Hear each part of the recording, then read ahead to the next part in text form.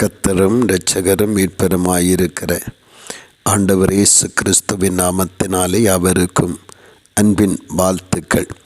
தேவன் தாமே ஒருவரையும் ஆசீர்வதித்து காத்து நடத்துவாராக. இந்த நாளுக்குரிய தியான வசனம் சங்கீதம் 52 அதன் 8வது வசனம். நானோ தேவனுடைய ஆலயத்தில் பச்சையான ஒலிவ மரத்தை போலிருக்கிறேன்.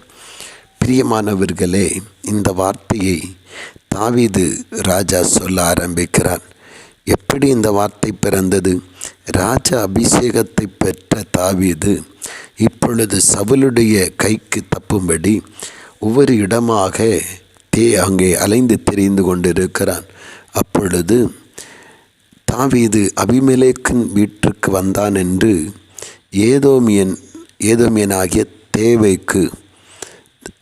தோவேக்கு அவன் தேவனுக்கு முன்பாக அந்த உண்மையற்றவனாக இருக்கிறதுனாலே இந்த தாவீதை கண்டு சவுலை கொல்ல வகை தேடிக் கொண்டிருந்த சவுலிடத்தில் போய் அதை அறிவிக்கிறான். சவுல் அவனை தேடி அந்த இடத்திற்கு வருகிறான். ஆனால் கவனியுங்கள், தாவீது இந்த சம்பவத்தை இந்த மனிதன் தோவேக்கு தன்னை குறித்து சவுலிடத்தில் காட்டி கொடுத்த அல்லது சொல்லிக் கொடுத்த தன்னுடைய இருப்பிடத்தை சொல்லிக் கொடுத்த உடனே அந்த மனிதனை குறித்து இந்த தாவீதினிடத்தில் நன்மையை பெற்ற அந்த மனிதனை குறித்து அவன் மிகுந்த மனதுயரம் அடைகிறான். என்னுடைய உதவியை பெற்ற இந்த மனிதன் இவ்வளவு தூரம் உண்மைக்கு புறம்பாக, நேர்மைக்கு புறம்பாக, நியாயத்திற்கு புறம்பாக என்னை காட்டி கொடுத்து விடுகிறானே என்று சொல்லி மிகுந்த மனக்கலக்கத்தோடு ஆண்டவரை பார்த்து அந்த மன வருத்தத்தை சொல்லி ஜெபிக்கிறான். ஆனால் ஒன்று, நான் ஒரு குற்றவாளி என்று அல்லது நான் தண்டிக்கப்படத்தக்கவன் என்று தோவேக்கு நினைத்து என்னை குறித்து சவுலிடத்திலே என்னை கொல்ல வகத்தேடுகிற சவுலிடத்திலே நீ என்னை காட்டி கொடுத்திருக்கலாம். ஆனால் நான் வெளித்தோற்றத்தில் ஒரு குற்றவாளியைப் போல உங்களுடைய கண்களுக்கு முன்பாக காணப்பட்டாலும் தேவனுக்கு முன்பாக, தேவனுக்குள்ளாக நான் ஒரு செழித்து வளருகிற ஒரு ஒலிவ மரத்தை போல, ஒரு பலன் உள்ளவனைப் போல நான் காணப்படுகிறேன். வெளித்தோற்றத்தின்படி நான் குற்றவாளியைப் போல திரத்தப்பட்டு கொண்டிருக்கிறேன். அநேகருடைய பார்வையிலே குற்றவாளியாக இருக்கிறேன். அற்பமாய் எண்ணப்படுகிற அதனாலே தான் என்னை காட்டுக் கொடுக்கிறீர்கள். ஆனால் நான் தேவனுக்குள் செழித்து ஆரோக்கியமாக இருக்கிறேன். அவருடைய கிருபையை நம்பிக்கொண்டிருக்கிறேன். அப்படி என்று தன்னுடைய அந்த விசுவாசத்தின் அடித்தளத்தை தேவனுக்குள் உறுதிப்படுத்தி கர்த்தருடைய கிருபையை சார்ந்து நிற்பதை நாம் காண முடிகிறது.